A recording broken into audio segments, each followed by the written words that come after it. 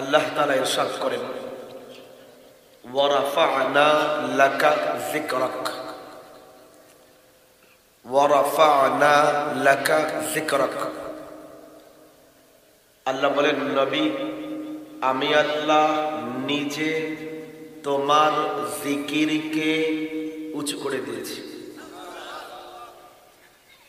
আল্লাহ বলেন, ওয়া রাফা'না লাকা যিকরাক, নবী আমি আল্লাহ নিজে তোমার জিকিরকে উঁচু করে দিয়েছি। গোনা হবে না? সুবহানাল্লাহ। কে উঁচু করে দিয়েছেন? আচ্ছা, প্রশ্ন হলো, আল্লাহ কেন বললেন যে আমি উঁচু করেছি? আমি আল্লাহ নিজে উঁচু করে দিয়েছি। এর কারণ আল্লাহ জানেন 1450 বছর পরে এমন কিছু পণ্ডিতের জন্ম হবে যে বলবে যে আমি নবীর শানে 63 দিন ব্যাপী মাহফিল করি। কতদিন ব্যাপী মাহফিল করি? 63 দিন ব্যাপী মাহফিল করি। আমার এই মাহফিলের কারণে বুঝি নবীর জিকির উঁচু হয়েছে। বক্তা মনে করতে পারে তার বক্তৃতার কারণে বুঝি নবীর জিকির উঁচু হয়েছে। ওয়াজ মনে করতে পারে তার ওয়াজের কারণে বুঝি নবীর জিকির উঁচু হয়েছে। লেখক মনে করতে পারে তার লিখনির কারণে বুঝি নবীর জিকির উঁচু হয়েছে। আল্লাহ বলেন, না না না না, কোন মোল্লার বয়ানের কারণে নবীর জিকির উঁচু হয় নাই। কোন বক্তার বক্তৃতার কারণে নবীর জিকির উঁচু হয় নাই। কোন ওয়াজের কারণে নবীর জিকির উঁচু হয় নাই। কোন প্রবন্ধকারের প্রবন্ধের কারণে নবীর জিকির উঁচু হয় নাই। কোন লেখকের লেখনির কারণে নবীর জিকির উঁচু হয় নাই। কোন কবির কবিতার কারণে নবীর জিকির উঁচু হয় নাই। আল্লাহ বলেন, ওয়া রাফা'না লাকা যিকরাক, নবী আমি আল্লাহ নিজে তোমার জিকিরকে উঁচু করে দিয়েছি। কে উঁচু করে দিয়েছেন? নামি সলিমউদ্দিন 3 ঘন্টা চিল্লাইলে নবীর জিকির উঁচু হবে? হবে হবে? কারু জিকিরের কারণে নবীর জিকির উঁচু হয় না। আল্লাহ নিজেই নবীর জিকিরকে উঁচু করে দিয়েছেন। হ্যাঁ হ্যাঁ, এতটুকু তো হয় যে ব্যক্তি নবীর সিরাতের জিকির, নবীর হামদের জিকির করতে পারে, আল্লাহ ওই ব্যক্তির জিকিরকে উঁচু করে দেন। আচ্ছা, কেমন উঁচু করেছেন? একজন কবি খুব সুন্দর বলেছেন নবীর জিকিরকে আল্লাহ কেমন উঁচু করেছেন। কবি বলেন, কলমে মে নামাজু মে আজাম, कलमे में नमाजू में अज़ा में है नामे इलाही से मिला नाम मोहम्मद। फरमाते थे वो हजरत कि मुझे खुल्दे बरी में लिखा हुआ तूबा पे मिला नाम मोहम्मद। इस नाम की लज्जत दिले उश्शाक से पूछो, जान आ गई तन में जो लिया नाम मोहम्मद। কবি বলেন, জানো নবীর জিকিরকে আল্লাহ কেমন উঁচু করেছেন? আল্লাহ যত জায়গায় নিজের নামের জিকির করেছেন, এরপরই আল্লাহ নবীর নামটা জিকির করে দিয়েছেন। যত জায়গায় আল্লাহর নাম, তত জায়গায় নবীর নাম। হ্যাঁ হ্যাঁ, যত জায়গায় আল্লাহর নাম, তত জায়গায় নবীর নাম। কোরআনের পাতায় পাতায় আল্লাহর নাম, তো কোরআনের পাতায় পাতায় নবীর নাম। শুধু কি তাই? তৌরাতের পাতায় আল্লাহর নাম, তো তৌরাতের পাতায় পাতায় নবীর নাম। জবুরের পাতায় পাতায় আল্লাহর নাম, তো জবুরের পাতায় আমাদের নবীর নাম। ইনজিলের পাতায় আল্লাহর নাম, তো ইনজিলের পাতায় আমাদের নবীর নাম। সহিফায়ে ইব্রাহিমে আল্লাহর নাম, সহিফায়ে ইব্রাহিমে নবীর নাম। শুধু কি তাই? নামাজে আল্লাহর নাম, তো নামাজে নবীর নাম নাই। নাই নাই, নামাজে নবীর নাম নাই। তাশাহুদে আল্লাহর নাম, তো তাশাহুদে নবীর নাম। দুরুদে আল্লাহর নাম, দুরুদে নবীর নাম, কালিমায় আল্লাহর নাম, কালিমায় নবীর নাম।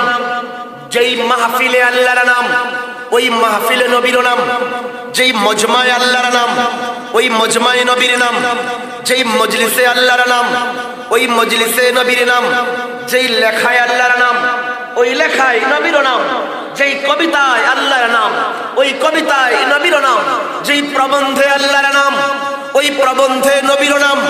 শুধু কি তাই, কবরে আল্লাহর নাম তো কবরে নাই নাই নাই।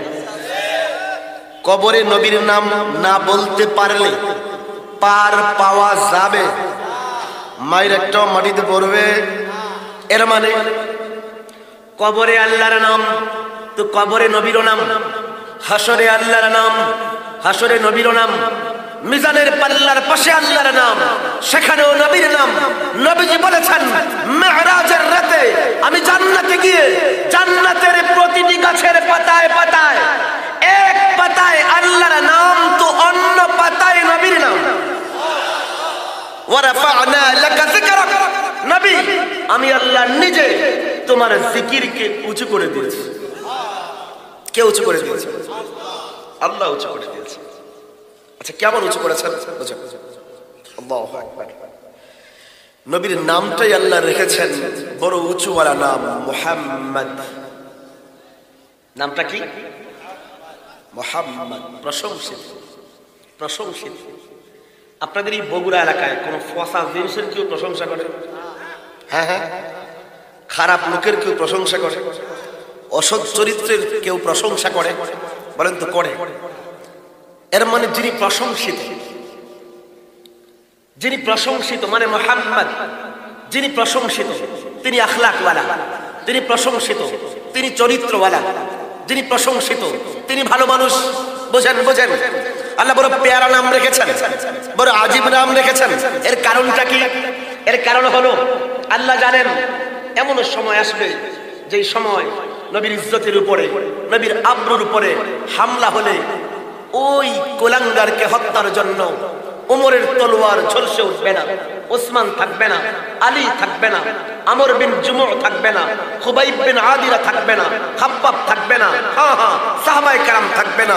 নবীর জান হেফাজতের জন্য সাহাবী থাকবে না, নবীর আশিকরা থাকবে না। কিন্তু আল্লাহ তাআলা কিয়ামত পর্যন্ত নবীর আজমত, নবীর শ্রেষ্ঠত্ব, নবীর উলুহিয়াত, নবীর ব্যক্তিত্ব, নবীর মর্যাদাকে এমন ভাবে হেফাজত করেছেন, নামটা দিয়েছেন তো মুহাম্মদ, নাম দিয়েছেন তো মুহাম্মদ। পৃথিবীর যেই প্রান্তে কোন কুলাঙ্গার নবীকে গালি দিতে যাবে, নবীর সমালোচনা করতে যাবে, প্রথমে লিখবে মুহাম্মদ, প্রথমে বলবে মুহাম্মদ, এরপরে গালি দিবে, এরপরে সমালোচনা করবে, এরপরে খারাপ কথা বলবে, কিন্তু প্রথমে বলবে মুহাম্মদ মানে প্রশংসিত। যিনি প্রশংসিত তিনি আখলাকওয়ালা, যিনি প্রশংসিত তিনি শ্রেষ্ঠ ব্যক্তিত্ব, যিনি প্রশংসিত তিনি চরিত্রবান, যিনি প্রশংসিত হন তিনি তো গালির যোগ্য হয় না, তিনি সমালোচনার পাত্র হয় না। সুতরাং যেই কুলাঙ্গার নবীকে গালি দেবার জন্য নবীর নাম বলে গালি দেয়, ওই গালি নবীর দিকে যায় না, বরং কুলাঙ্গার নিজের দিকেই ফিরে আসে।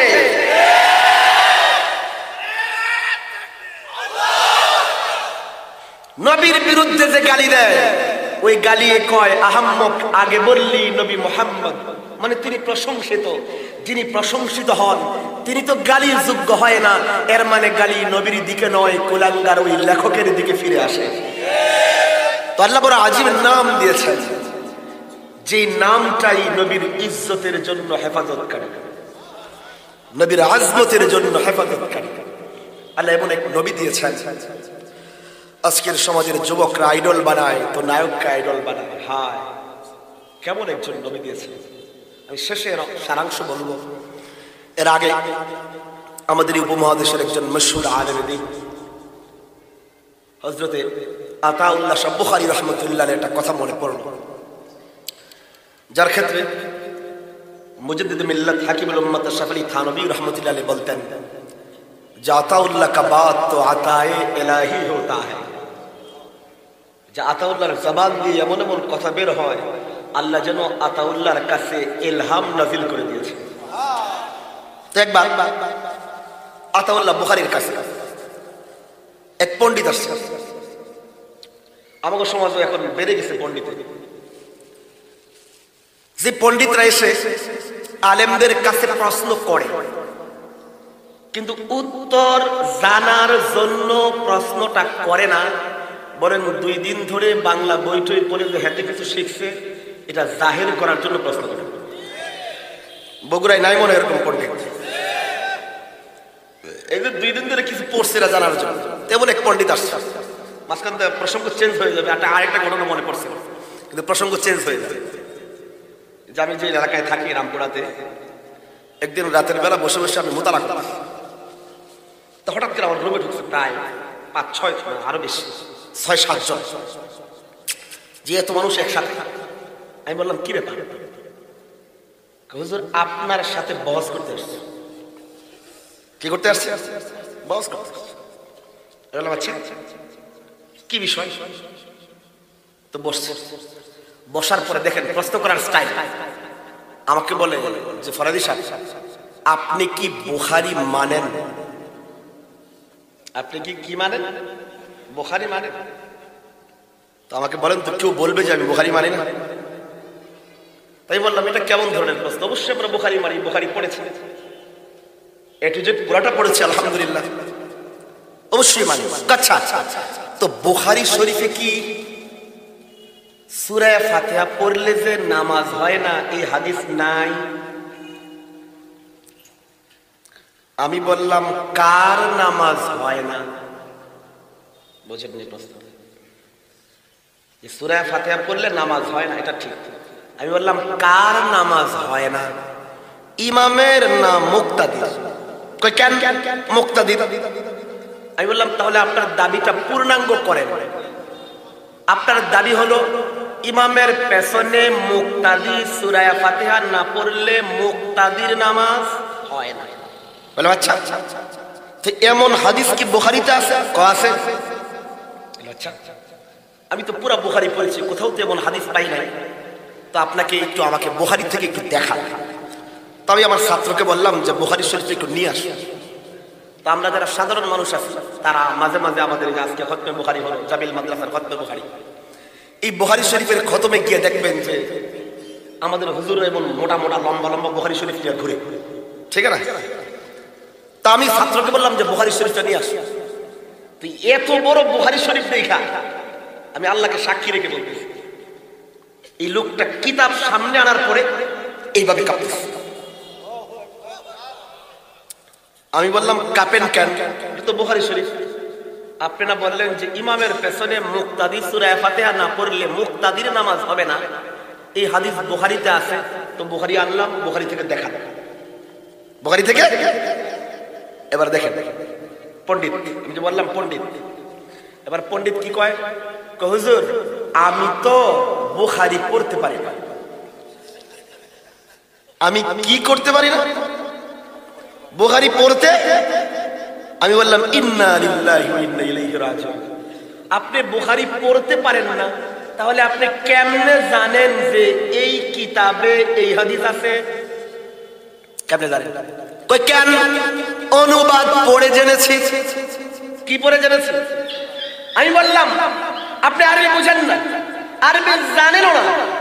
অনুবাদক বলছে যে নবী এই কথা কইছে, অনুবাদক বলেছে বুখারী এই হাদিস এনেছে, আপনি যাচাই করার ক্ষমতা রাখেন না, যেহেতু আরবি বুঝেন না। এর মানে আপনি তো অনুবাদকের অন্ধ মুকাল্লিদ। বুঝাইতে পারি? বুঝাইতে পারি? যেহেতু আপনি আরবি বুঝেন না, এখন আরবিতে এই কথা আছে এটা তো আপনি নিশ্চিত নয়। অনুবাদক তো আমল তেমন অনুবাদক করতে পারে। তাই আমি বললাম যে একটা গল্প শোনাই আপনাকে। চেহারা দেখলাম কালো হয়ে গেছে, গল্পটা শোনাই।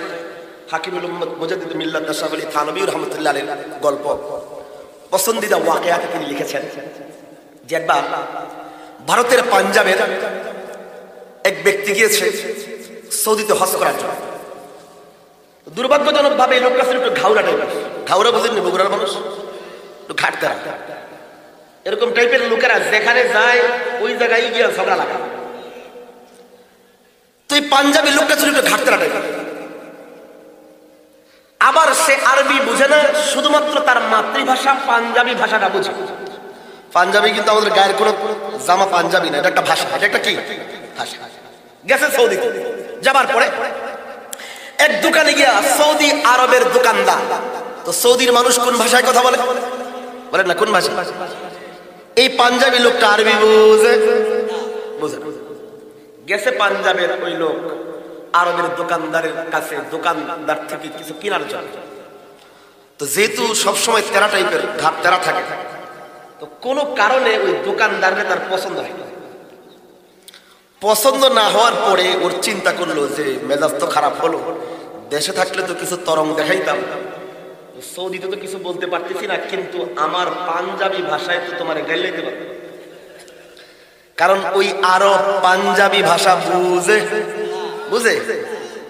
তো পাঞ্জাবি লোকটা করলো কি, ওর মাতৃভাষা পাঞ্জাবিতে হে যত গালি পারে সব গালি পাঞ্জাবি ভাষায় দেওয়া শুরু করছে। ওই আরব লোকটা কি হের গালি বুঝে বুঝে, কিন্তু মজার জিনিস হচ্ছে ওই আরব ছিল ওই পাঞ্জাবি লোকটার চেয়েও ডাবল খাওয়া।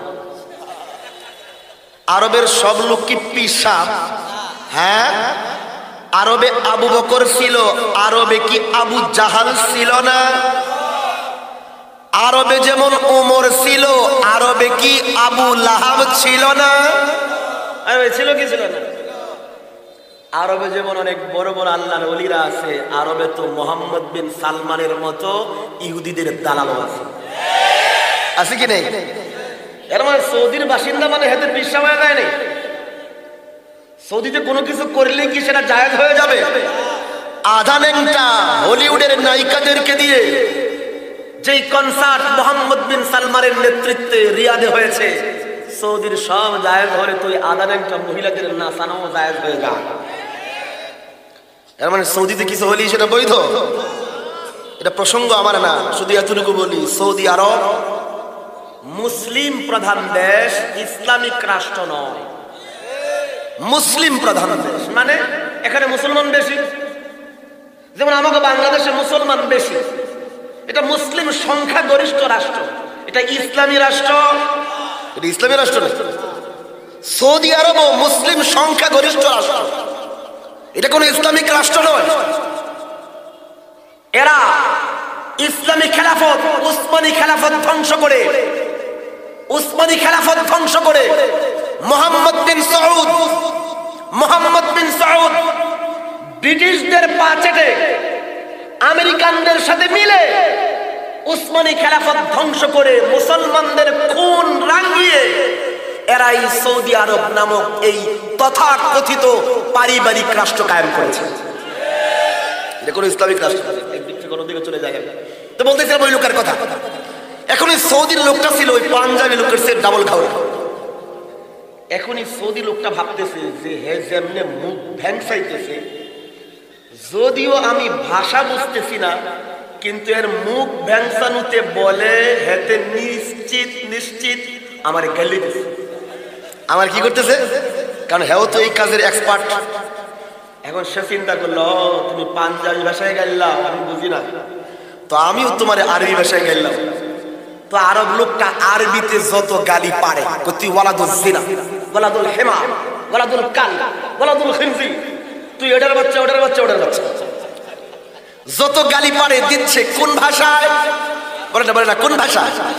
আরব লোকটা গালি দিচ্ছে আরবি ভাষায়, পাঞ্জাবি লোকটা গালি দিচ্ছে পাঞ্জাবি ভাষায়। একজনের গালি আর একজন বুঝে বুঝে বুঝে 10 মিনিট ধরে গালাগালি শেষ করে পাঞ্জাবি লোকটা তার কাফেলার কাছে ফিরে গেছে। ফিরে গিয়ে বলে, ভাই সৌদির লোক যে কত ভালো। কেমনে ভালো? আমি না ওই আরব দোকানদাররে 10 মিনিট ধরে গালি দিতেই থাকলাম, আর হ্যাঁ খালি কোরআন শরীফ পড়তেই থাকলো। আচ্ছা আবার বলেন তো, ওই সৌদির দোকানদার 10 মিনিট ধরে কোরআন শরীফ পড়ছে না হেতেরে গাইল লইছে? বলেন না, তাকে কি করেছে? 10 মিনিট ধরে যে হেতেরে গাইল লইতেছে, হেতে কি বুঝে বুঝে বুঝে? আমি বললাম, পণ্ডিত তুমি যে আরবি বুঝো না, তো অনুবাদক যে ঠিক মতো অনুবাদ করছে এটা বুঝারও তো তোমার ক্ষমতা নাই। এর মানে তুমি তো, আমরা তো আবু হানিফার মুকাল্লিদ, তুমি তো 1450 বছরের একজন নরমাল অনুবাদকের পাক্কা মুআল্লিম। এবার কি কয় হুজুর 4-5টা অনুবাদ একসাথে রাখলে একটা আন্দাজ হয়। মানে 4-5টা অনুবাদ, বুখারীর 4-5টা অনুবাদ একসাথে রাখলে একটা কি হয়, একটা আন্দাজ হয় যে অনুবাদক ভুল কইছে না ঠিক কইছে। আমি বললাম আচ্ছা, তাহলে আজকে থেকে আপনারা 6-7 জন যারা আসছেন আমার মাদ্রাসা থেকে নিচে নাইমা পুরা রামপুরা এলাকায় একটা রাউন্ড দিবেন আর মিছিল করবেন। মিছিলটা হচ্ছে, ও ভাই তোমরা মনে করছিলে আমরা আহলে হাদিস, আমরা তো আহলে হাদিস না, আমরা হলাম আহলে আন্দাজ। আমরা কি 4-5টা শায়েখের বক্তব্য শুন না পরে নিজে নিজে একটা আন্দাজ করি, বুঝেন না, নিজে নিজে একটা কি করে, এরকম পণ্ডিত মনে হয় নাই এলাকায়। আচ্ছা, আমি একদিক থেকে অন্যদিকে চলে গেছিলাম, বলতেছিলাম আতাউল্লাহ শাহ বুখারী রাহমাতুল্লাহির কথা। তোমার কাছে মনে এক পণ্ডিত গিয়ে বলতে, হুজুর আপনারা মাইক টাইক পাইলে যেমনে চিল্লান, আপনাদের নবী এই ছিল সেই ছিল, বহুত কিছু ছিল। তো আমিও বই টই পড়ে একজন নবীর নাম পেয়েছি। ওই নবীর নাম ছিল মূসা। বলেন কি নাম? আলাইহিস সালাতু ওয়াস সালাম। উনি এমন একটা নবী ছিল যে নবীর একটা লকব ছিল, উপাধি ছিল, তিনি ছিলেন কালিমুল্লাহ। বলেন তিনি কি ছিলেন? কালিমুল্লাহ। তো আচ্ছা আতাউল্লাহ সাহেব, আপনাদের নবীজি এত শ্রেষ্ঠ, এত উত্তম, এত আলা, এত আরফা, তো আপনাদের নবী কি ছিল? এবার আতাউল্লাহ শাহ বুখারী মাথার বাবিটা একটু নাড়া দিয়া বলে, শোনো, মূসা ছিলেন কালিমুল্লাহ আর আমাদের নবী হলেন হাবিবুল্লাহ। আমাদের নবী কি? ওই পণ্ডিত বলে, হুজুর বুঝি নেই। মূসা কালিমুল্লাহ, আপনাদের নবী হাবিবুল্লাহ, তো পার্থক্য কি হলো? এবার আতাউল্লাহ শাহ বুখারী বলেন, শোনো, কালিমুল্লাহ মূসা আর হাবিবুল্লাহ মুহাম্মদ সাল্লাল্লাহু আলাইহি ওয়াসাল্লামের মাঝে অনেক পার্থক্য আছে। পণ্ডিত বলে, হুজুর পার্থক্য কি একটু বুঝায়া বলেন। এবার আতাউল্লাহ শাহ বুখারী বলেন, শোনো, কালিমুল্লাহ মূসা ওই নবী, কালিমুল্লাহ মূসা ওই নবী যিনি আল্লাহর কাছে হাত পেতেছিলেন, আল্লাহর কাছে মুনাজাত করেছিলেন, আল্লাহর কাছে দোয়া করেছিলেন। কি দোয়া? তিনি দোয়া করেছেন আলাম নাশরাহ লাকা সাদরা, তিনি দোয়া করেছেন রব্বি ইশরাহ লি সাদরি, রব্বি ইশরাহ লি সাদরি। কালিমুল্লাহ মূসা আল্লাহর কাছে দোয়া করলেন, হে আল্লাহ, আমি কালিমুল্লাহ মূসা এই সিনাটাকে ইলমের জন্য খুলে দাও, হিলমের জন্য খুলে দাও, নবুয়তের জন্য খুলে দাও, রিসালাতের জন্য খুলে দাও। কালিমুল্লাহ মূসা আল্লাহর কাছে নিজের সিনা খুলে দেবার আবেদন করার পরে আল্লাহ কালিমুল্লাহ মূসার সিনাকে খুলে দিয়েছেন। বুঝেন? আতাউল্লাহ শাহ বুখারী বলেন, শোনো, কালিমুল্লাহ মূসা ওই নবী যিনি আল্লাহর কাছে নিজের সিনা খুলে দেবার আবেদন করার পরে আল্লাহ কালিমুল্লাহ মূসার সিনাকে খুলে দিয়েছেন। কিন্তু এর উল্টা হাবিবুল্লাহ মুহাম্মদ ওই নবী যাকে আল্লাহ বললেন, আরে নবী মুহাম্মদ, আলাম নাশরাহ লাকা সাদরাক, তোমার দোয়া করতে হবে না, মিন্নাত করতে হবে না, তোমার দোয়া করার আগেই আমি আল্লাহ তোমার সিনাকে খুলে দিয়েছি। এর মানে কালিমুল্লাহ মূসা নিজের সিনা খুলে দেবার আবেদন করলে আল্লাহ সিনা খুলে দেন। আর হাবিবুল্লাহ মুহাম্মদ ওই নবী যিনি হাত পাতার আগেই আল্লাহ হাবিবুল্লাহ মুহাম্মদের সিনাকে খুলে দেন। কম দামি নবী না দামি নবী? আতাউল্লাহ শাহ বুখারী বলেন, শোনো, পার্থক্য শেষ হয় নাই।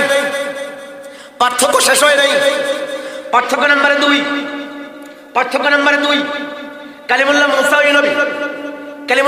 ওই নবী যাকে আল্লাহ কিতাব দেবার জন্য বললেন, কালিমুল্লাহ মূসা, আমি তোমাকে কিতাব দেব, তৌরাত দেব, আমি আল্লাহর বাণী দেব, তবে শর্ত আছে। কালিমুল্লাহ মূসা বাড়িতে থাকলে তৌরাত পাইবা না, ঘরে থাকলে কিতাব পাইবা না, এলাকায় থাকলে কিতাব পাইবা না, নিজের সম্প্রদায়ে থাকলে কিতাব পাইবা না। কালিমুল্লাহ মূসা কিতাব পেতে হলে, তৌরাত পেতে হলে, ওহী পেতে হলে বাড়ি ছাড়তে হবে, ঘর ছাড়তে হবে, এলাকা ছাড়তে হবে, পরিবার ছাড়তে হবে, সমাজ ছাড়তে হবে, সবাইকে ছেড়ে ছুড়ে দিয়ে ওই দূরের তুর পাহাড়ে গিয়া 40 দিনের সিল্লা পূর্ণ করতে হবে। এরপরে তৌরাত কিতাব পাইবা। বুঝেন? এর মানে এর মানে আতাউল্লাহ শাহ বুখারী বলেন, শোনো, কালিমুল্লাহ মূসা ওই নবী যাকে আল্লাহ কিতাব দেওয়ার জন্য বাড়ি ঘর ছাড়িয়ে, এলাকা ছাড়িয়ে পাহাড়ে উঠিয়েছেন, এরপরে কিতাব দিয়েছেন। কিন্তু এর উল্টা হাবিবুল্লাহ মুহাম্মদ ওই নবী যাকে আল্লাহ বললেন, আরে নবী মুহাম্মদ তুমি তো হাবিব, তোমার কিতাব নেওয়ার জন্য কোথাও যেতে হবে না, তুমি মক্কায় থাকো, কোরআনকে মক্কি বানায়া তোমার দুয়ারে পাঠায় দিও। তুমি হিজরত করে মক্কা থেকে মদিনা চলে যাইবা, তো কোরআনকে মাদানি বানিয়ে তোমার দুয়ারে পাঠিয়ে দেব। এর মানে কালিমুল্লাহ মূসা ওই নবী যাকে আল্লাহ কিতাব দেওয়ার জন্য জায়গা নির্দিষ্ট করে তারপরে কিতাব দিয়েছেন। হাবিবুল্লাহ মুহাম্মদ ওই নবী, তিনি যেখানে ছিলেন আল্লাহ কিতাবকে সেখানে পাঠিয়ে দিয়েছেন। নবী মক্কায়, তো কোরআন মক্কায় এসে হাজির। নবী উহুদে, কোরআন উহুদে। নবী বদরে, কোরআন বদরে। নবী হুনাইনে, কোরআন হুনাইনে। নবী গারে হেরায়, কোরআন গারে হেরায়। নবী গারে সৌরে, কোরআন গারে সৌরে। নবী রাস্তা, কোরআন রাস্তা। নবী বাজারে, কোরআন বাজারে। নবী বনি লিহয়ানে, কোরআন বনি লিহয়ানে। নবী বনিল মুস্তালিকে, কোরআন বনিল মুস্তালিকে। নবী ঘরে, কোরআন ঘরে। নবী গলিতে, কোরআন গলিতে। নবী ফরশে, কোরআন ফরশে। নবী আরশে, কোরআন আরশে। নবী মক্কা, কোরআন মক্কা। নবী মদিনায়, কোরআন মদিনায়। এমনকি আমাদের নবী আম্মা জান আয়েশার বিছানায় ঘুমাইতেছেন, আল্লাহ জিবরাইলকে দিয়ে কোরআন আম্মা জান আয়েশার বিছানায় পাঠিয়ে দিয়েছেন। তো কম দামি নবী না দামি নবী? আতাউল্লাহ শাহ বুখারী বলেন, পার্থক্য শেষ হয় নাই। এখানে মনে একটা কথা আরো 2 বছর 3 বছর আগে বলে গিয়েছিলাম। এখানে আল্লাহ তাআলা একটা মাসালা শেখাচ্ছেন আমাদেরকে, বলে গিয়েছিলেন 3 বছর আগে, আমার মনে আছে। কি মাসালা? আল্লাহ কোরআন নামক হাদিয়া নবীরে দেওয়ার জন্য নবীর কোথাও ডেকে নেন নাই, নবী যেখানে ছিলেন আল্লাহ কোরআন সেখানে পাঠিয়ে দিয়েছেন। বুঝাইতে পারি নাই মনে হয়। নবীর কোরআন দেওয়ার জন্য আল্লাহ কোথাও ডেকে নিয়েছেন, কোন কোথাও হাজির করেছেন, হাজির করেছেন। নবী যেখানে আল্লাহ কোরআন সেখানে পাঠিয়েছেন। নবী যেখানে আল্লাহ কোরআন সেখানে পাঠিয়েছেন। কারণ নবী হুজুর, নবী কি নাকি নবী যেখানে সেখানে আগারে বাগারে হাজির হয়ে যায়? ও তো মাগনা নবী। বলেন মাগনা নবী, তো মাগনা নবী।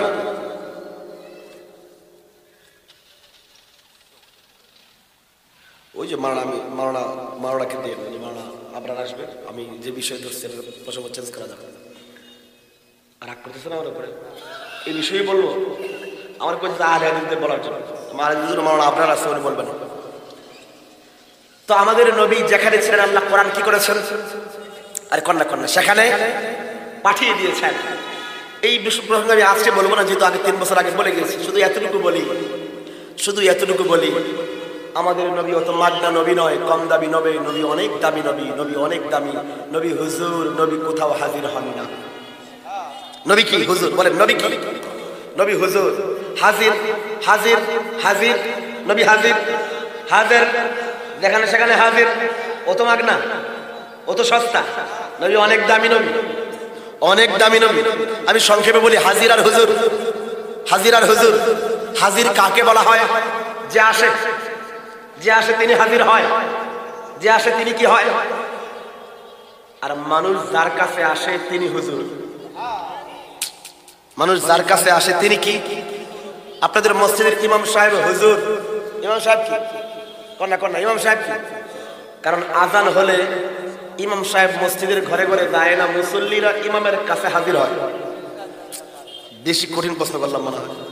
হ্যাঁ, এর মানে ইমাম হুজুর। বলেন ইমাম কি? ইমাম। মুসল্লিরা? বলেন না, মুসল্লিরা। জুমার খতিব হুজুর, জুমার খতিব। কারণ জুমার আজান হলে খতিব সাহেব গিয়া মুসল্লির বাড়িতে বাড়িতে হাজির হয় না, মুসল্লিরা এসে ইমামের কাছে হাজির হয়। এর মানে খতিব হুজুর। বলেন খতিব কি? আর মুসল্লিরা পীর সাহেব হুজুর। পীর সাহেব কি? কারণ লাল লাল পোস্টারে দেখে মুরিদেরা গরু ছাগল নিয়া পীরের উরুসে হাজির। আর কর না মুরিদেরা কি? আরে ভাই শেষ করতেছি প্রসঙ্গ, বলেন না মুরিদেরা কি? আর পীর কর না পীর। ক্লাসের শিক্ষক, টিচার, ওস্তাদ, শিক্ষক, হুজুর। শিক্ষক কি? শিক্ষক। শিক্ষকের কাছে পড়ার জন্য পুরো বাংলাদেশ থেকে ছাত্ররা আইসা জামিল মাদ্রাসায় হাজির, ঠিক না? ঠিক না? এর মানে শিক্ষক, হুজুর, শিক্ষক, শিক্ষক, ছাত্ররা, ছাত্ররা। বলেন তো আমাদের নবী কি?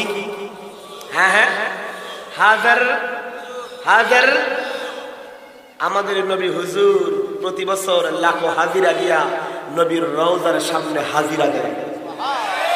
নবীর রওজার সামনে কি দেয়? কারণ নবী কি? নবী হাজার না হুজুর। আরে আমাদের নবী তো এমন হুজুর যার কাছে বনু তামিম থেকে এসে আবু বকর নবীর সামনে হাজির।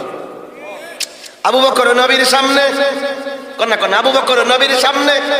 আমাদের নবী তো এমন হুজুর যার কাছে বনু আদি থেকে এসে ওমর নবীর সামনে, ওমর নবীর সামনে। আমাদের নবী তো এমন হুজুর যার কাছে বনু উমাইয়া থেকে এসে ওসমান নবীর সামনে, ওসমান নবীর সামনে। আমাদের নবী তো এমন হুজুর যার কাছে বনু কুরাইশ থেকে এসে আলী নবীর সামনে, আলী নবীর সামনে। আমাদের নবী তো এমন হুজুর যার কাছে ওই দূরের ফারেস থেকে এসে, ফারেস থেকে এসে সালমান নবীর সামনে। আমাদের নবী তো এমন হুজুর যার কাছে ওই দূরের ইয়ামান থেকে এসে, ইয়ামান থেকে এসে আবু হুরায়রা নবীর সামনে। আরে নবী কি? কন্যা নবী কি? আমাদের নবী তো এমন হুজুর যার কাছে ওই দূরের ইথিওপিয়া থেকে এসে, আবিসিনিয়া থেকে এসে বেলাল নবীর সামনে, বেলাল নবীর সামনে। রাখেন রাখেন রাখেন রাখেন।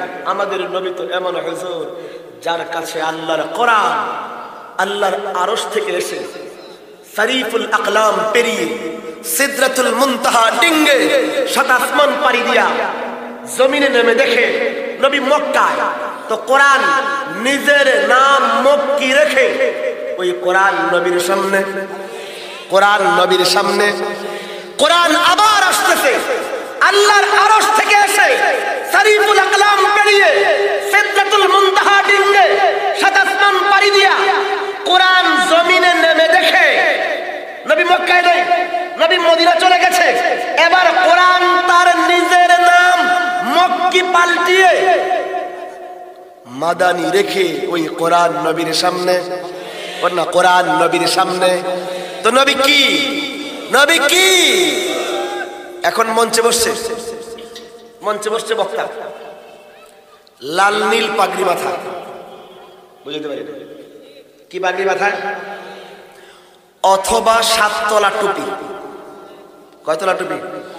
সাততলা টুপি। বৈশা বলতেছে যে আমাকে চেনেন, আমি কিন্তু অমুক দরবারের খাদেম। অমুক দরবারের কি খাদেম? আমি নিজে হুজুর, আমি নিজে কি? আর আমি এখানে বৈশা ইয়া নবী সালাম আলাইকা বলে টান মারলে নবী এখানে হাজির। আর আস্তে করে নাউজুবিল্লাহ। কি বলে বেয়াদব? কি বলে বেয়াদব? সে বলতেছে সে নিজে নাকি হুজুর, সে নিজে নাকি, সে নাকি হুজুর। আর ইয়া নবী সালাম আলাইকা বলে টান মারলে নবী নাকি হাজির। নাউজুবিল্লাহ, নাউজুবিল্লাহ।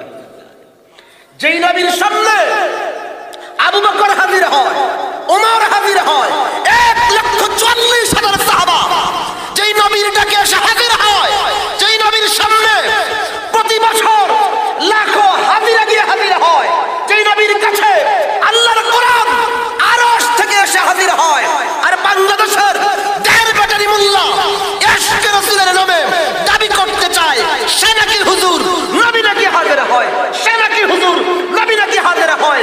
যেই ব্যক্তি ইশকে রাসূল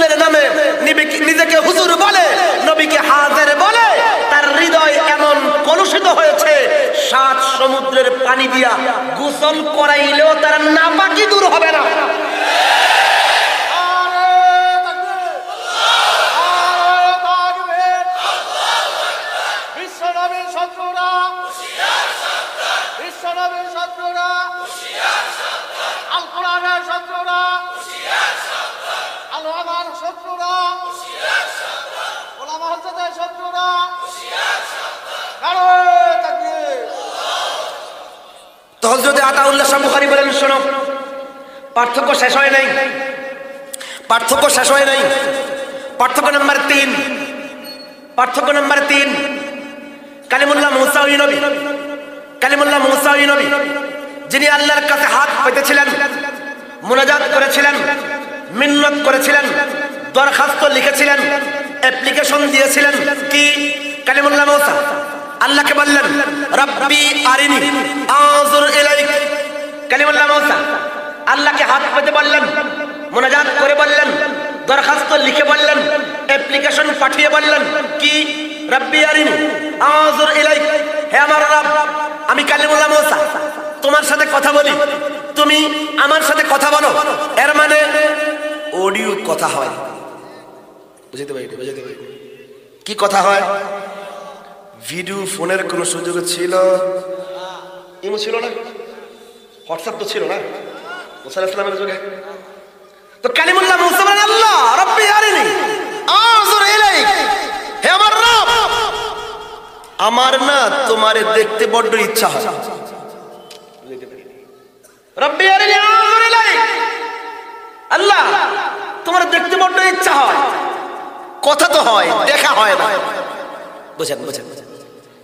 কালিমুল্লাহ মূসা আল্লাহর দিদার চাইলেন, কালিমুল্লাহ মূসা আল্লাহর মুলাকাত চাইলেন, কালিমুল্লাহ মূসা আল্লাহকে দেখতে চাইলেন, কালিমুল্লাহ মূসা হাত পেতে চাইলেন, কালিমুল্লাহ মূসা দরখাস্ত লিখে চাইলেন, কালিমুল্লাহ মূসা অ্যাপ্লিকেশন দিয়ে চাইলেন। কিন্তু আল্লাহ কালিমুল্লাহ মূসা সেই আবেদন, সেই অ্যাপ্লিকেশন রিজেক্ট করে দিয়ে আল্লাহ বললেন, লা তারানি, লা তারানি, না না কালিমুল্লাহ মূসা, এই দুনিয়ার জমিনে কশিন কালো তুমি কালিমুল্লাহ মূসা আমি আল্লাহর দিদার পাইবা না, আমি আল্লাহর মুলাকাত পাইবা না, আমি আল্লাহকে দেখতে পারবা না। বুঝেন বুঝেন? আতাউল্লাহ শাহ বুখারী বলেন, শোনো, কালিমুল্লাহ মূসা আল্লাহকে দেখার আবেদন করেছেন, আল্লাহর দিদারের জন্য হাত পেতেছেন, আল্লাহর মুলাকাতের জন্য অ্যাপ্লিকেশন দিয়েছেন। কিন্তু আল্লাহ সেই আবেদন রিজেক্ট করে দিয়েছেন, সেই অ্যাপ্লিকেশন বাতিল করে দিয়েছেন। কিন্তু এর উল্টা, এর উল্টা, এর উল্টা হাবিবুল্লাহ মুহাম্মদ ওই নবী যিনি হাত পাতেন নাই, মিন্নত করেন নাই, দোয়া করেন নাই, কিচ্ছু জানতেনও না, তিনি ঘুমিয়েছিলেন, তিনি ঘুমিয়েছিলেন। জিবরাইল আসলো, নবীকে জাগাইলো, জাগানোর পরে নবীকে বলল, আরে নবী মুহাম্মদ, আপনি ঘুমাচ্ছেন, আপনি ঘুমাচ্ছেন, আল্লাহ তো আপনার সাক্ষাতের জন্য আরশে অপেক্ষা করতেছে। আতাউল্লাহ শাহ বুখারী বলেন, শোনো, কালিমুল্লাহ মূসা ওই নবী যিনি আল্লাহর দিদারের, আল্লাহর মুলাকাতের আবেদন করলেও আবেদন রিজেক্ট হয়ে যায়। হাবিবুল্লাহ মুহাম্মদ ওই নবী যিনি আবেদন করেন নাই, ঘুমাইয়াছিলেন, জিবরাইল আইসা জাগায়া বলল, নবী ঘুমাচ্ছেন, আল্লাহ তো আপনার মুলাকাতের জন্য আরশে অপেক্ষা করতেছে। আল্লাহু আকবার। কম দামি নবী না অনেক দামি নবী? বলেন না, কম দামি না অনেক দামি? আতাউল্লাহ শাহ বুখারী বলেন, পার্থক্য শেষ হয় নাই, পার্থক্য শেষ হয় নাই। পার্থক্য নাম্বার 4, পার্থক্য নাম্বার 4, কালিমুল্লাহ মূসাকে আল্লাহ বললেন, কালিমুল্লাহ মূসা, কালিমুল্লাহ মূসা, তুমি তোমার পায়ের জুতা খোলো, ফাখলানা আলাইক, ফাখলানা আলাইক। কালিমুল্লাহ মূসা, তোমার দুনো পায়ের জুতা খোলো। প্রশ্ন হলো কেন? ইন্নাকা বিল ওয়াদিল মুকদ্দাসিত তুয়া, কারণ কালিমুল্লাহ মূসা তুমি একটা পাক জায়গায় আসছো, পবিত্র জায়গায় আসছো, পাক জায়গায় গেলে, পবিত্র জায়গায় গেলে পায়ে জুতা রাখা যায়। বুঝেন বুঝেন? কালিমুল্লাহ মূসা তুর পাহাড়ে গেলেন, আখ্যায়িত করেছেন। আমি শুধুমাত্র আতাউল্লাহ শাহ বুখারী বলেছেন এই জন্য নকল করে দিলাম, কিন্তু মূল কথা একটাই, আমাদের নবী কম দামি না অনেক দামি। আমি শেষ জায়গায় চলে আসছি, শেষ জায়গায় চলে আসছি, আর 10 মিনিটের মধ্যে শেষ করবো। অনেক দামি নবী আমাদের, অনেক দামি নবী আল্লাহ দিয়েছেন। কিন্তু আশ্চর্যের বিষয় হচ্ছে আমাদের জবানে নবীর মহব্বত আছে, আমাদের কথায় নবীর মহব্বত আছে, কিন্তু কাজে কর্মে কোথাও সেই নবীর মোহাম্মত দেখা যায় না। আজকে এই তো আর কিছুদিন পরে, সম্ভবত 2-1 বছর পরেই বিশ্বকাপ আসবে, ফুটবল বিশ্বকাপ। এই বছরই নাকি? আচ্ছা, এই বছরই। তো এই দেশে হাজারো লাখো যুবকের চেহারা দেখলে আমরা বুঝবো যে এই লোকটা ব্রাজিলের ভক্ত, এই লোকটা আর্জেন্টিনার ভক্ত। চেহারা দেখলে আমরা বুঝবো এই লোকটা স্পেনের ভক্ত। মাথার চুলের কাটিং দেখলে বুঝবো সে নেইমারের ভক্ত। মাথার চুলের কাটিং দেখলে বুঝবো সে মেসির ভক্ত। বাড়ির ঘরের ছাদগুলো দেখলে আমরা বুঝবো এটা ব্রাজিলের ভক্তের বাড়ি, স্পেনের ভক্তের বাড়ি, আর্জেন্টিনার ভক্তের বাড়ি। হায় নবীর উম্মত, হায় নবীর উম্মত। কারো 30 বছর পেরিয়ে গেছে, 40 বছর পেরিয়ে গেছে, পুরো জিন্দেগির কোন একটা অংশ দেখলে কোনোভাবেই বোঝা যায় না সে নবীর ভক্ত। বোঝার কোনো কায়দা নেই। আমি শেষ করতেছি, বুঝে একটা দরুদি কথা আপনার কলিজার দুয়ারে রেখে যেতে চাই। হাসরের ময়দানে, হাসরের ময়দানে বাবা আদম থেকে নিয়ে ঈসা আলাইহিস সালাম পর্যন্ত যত নবীরা ছিলেন, সমস্ত নবীরা প্রথম প্রথম উম্মত ভুলে যাবে।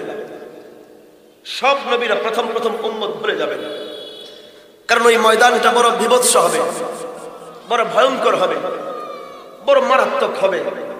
কোরআনের পাতায় পাতায় এই বিবরণ আল্লাহ দিয়েছেন। আমাদের এই করোনা মহামারী আমাদেরকে এই আয়াতের বাস্তবতা চোখে আঙুল দিয়ে দেখিয়ে দিয়েছে। আল্লাহ কোরআনে বলেছেন, ইয়াউমা ইয়াফিরুল মারউ মিন আখিহি ওয়া উম্মিহি ওয়া আবিহি ওয়া সাহিবাতিহি ওয়া বানি। যে এই ময়দান এত বিভৎস হবে, এত ভয়ঙ্কর হবে, যে ময়দানে বাবা সন্তান চিনবে না, মা সন্তান চিনবে না, সন্তান বাবা মা চিনবে না, বন্ধু বন্ধুকে চিনবে না। বড় নিষ্ঠুর হবে ওই ময়দান, বড় নিঠুর হবে ওই ময়দান, বড় স্বার্থপর হবে ওই ময়দান। এই করোনা কাল, করোনার এই মহামারী আমাদেরকে এই আয়াতের সত্যতা, হাসরের ময়দানের বিভৎস চিত্রের এক বাস্তব নমুনা দেখিয়ে দিয়েছে। এই গত বছরের প্রথম দিকে, এই করোনার শেষে প্রথম বছরের শেষ দিকে আমাদের ঢাকা নারায়ণগঞ্জের জেলা শহরের মাঝে একজন নামকরা গিটারিস্ট মারা গিয়েছিল, নামকরা ব্যান্ড দলের। ওই গিটারিস্টের নিজস্ব ভবন ছিল 5 তলা। এই গিটারিস্ট মারা গিয়েছিল করোনায়।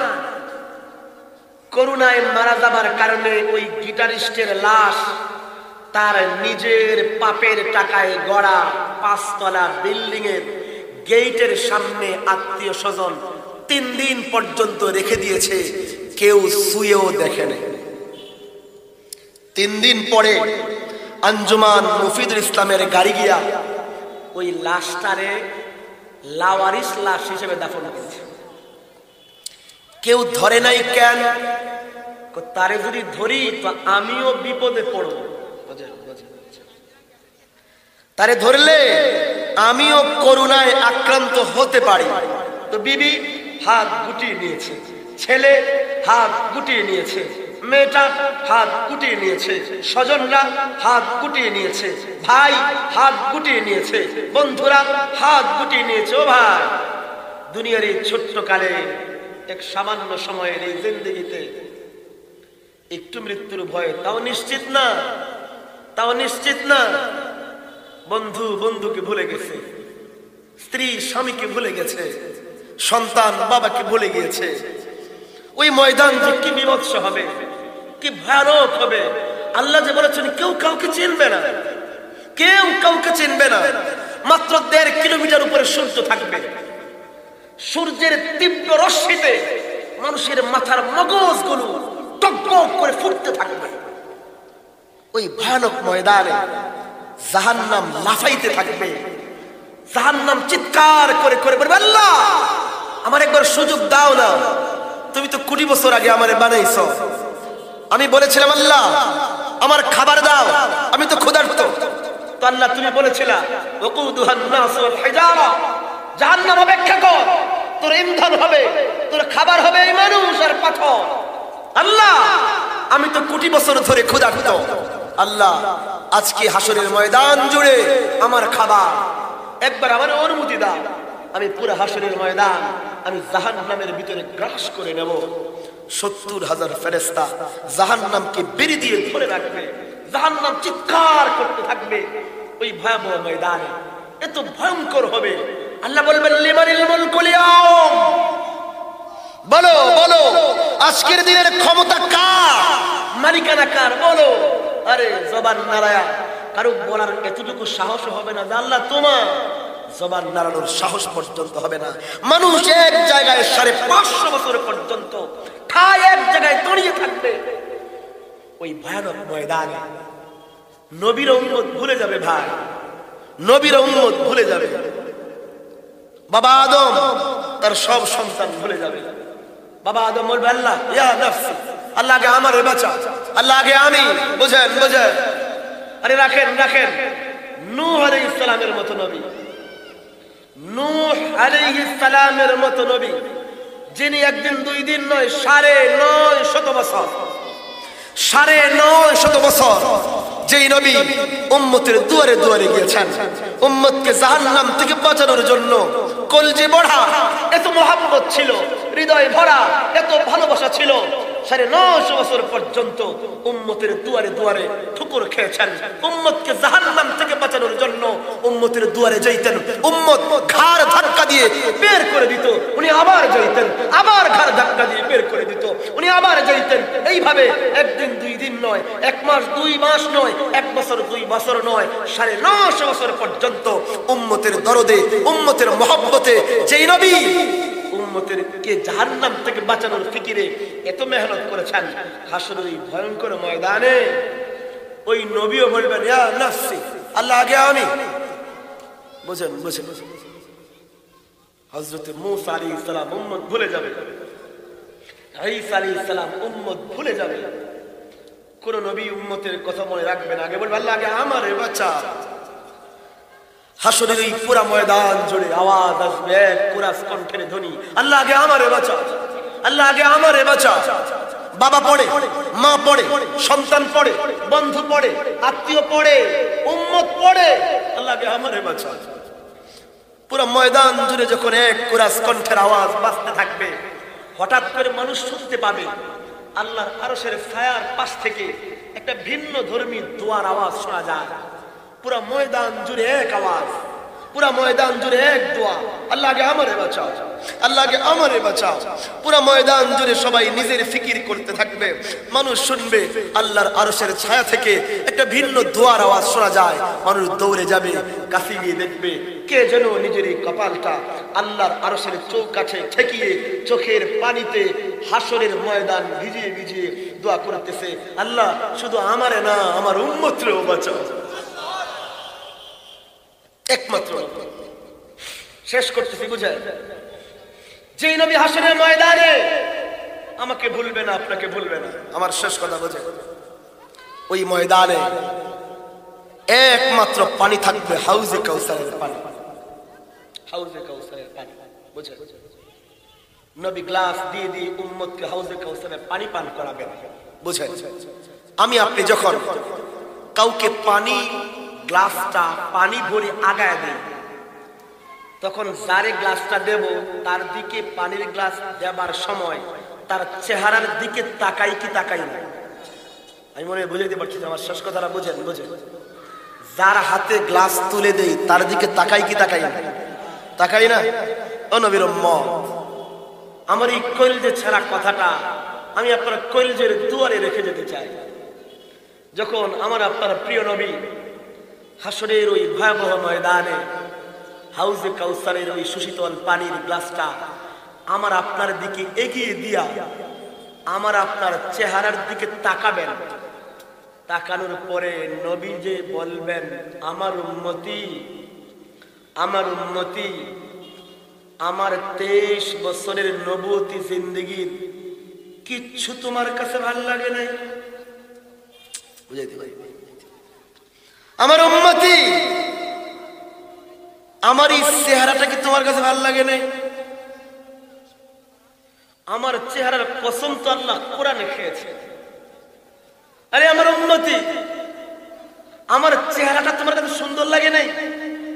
হলিউডের নায়কের চেহারা তোমার কাছে এত পছন্দ হয়েছে, তার মতো করে তুমি দাড়ি শেভ করেছো আমার উম্মতি।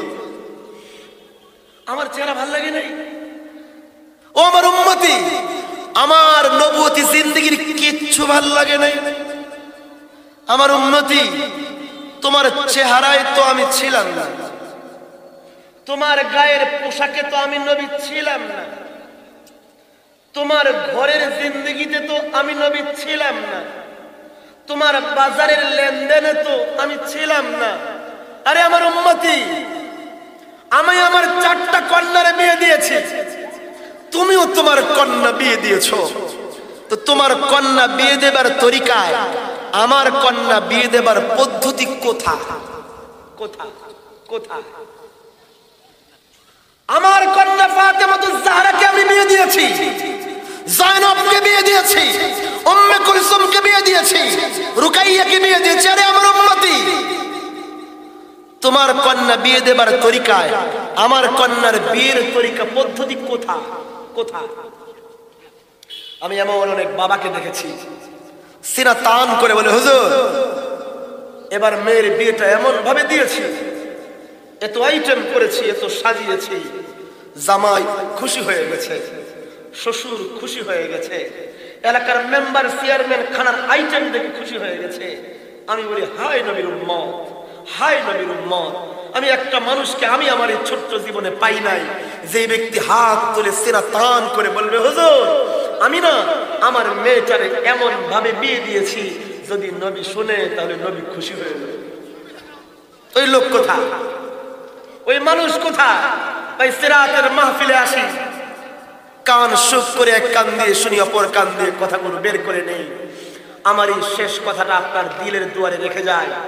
যখন হাসরের ময়দানে নবীর সামনে গিয়ে দাঁড়াবো, নবীর হাত থেকে হাউজে কাউসারের পানি পান করব, তখন যেন নবী আমার চেহারা দেখে বলেন, আরে আমার উম্মতি, তুমি আমারে দেখো নাই, আমার সাহাবীও দেখো নাই, আমার তাবেঈ সাহাবীদের দেখেছো, তাবেঈদের দেখো নাই। 1450 বছর পরে আসছিলা, কিন্তু তোমারে দেখলে তো মনে হয় যেন আমারে দেখেছো। এই জন্য আমার মুখটা তোমার মুখে ভেসে উঠতেছে, আমার পোশাকটা তোমার পোশাকে ভেসে উঠতেছে, আমার পারিবারিক জীবনটা তোমার পরিবারে ভেসে উঠতেছে, আমার রাষ্ট্রীয় জীবনটা তোমার রাষ্ট্রীয় জীবনে ভেসে উঠতেছে। এইভাবে নবী যেন হাসরের ময়দানে আমাকে আপনাকে দেখে খুশি হয়ে যান। আল্লাহ তাআলা আমাদেরকে নবীর সেই জিন্দেগিকে, নিজের নবীর সিরাতকে নিজের জীবনে বাস্তবায়িত করে আল্লাহ তাআলার কাছে প্রশংসিত হবার তৌফিক দান করুন। আমিন আমিন। আল্লাহ বলেন,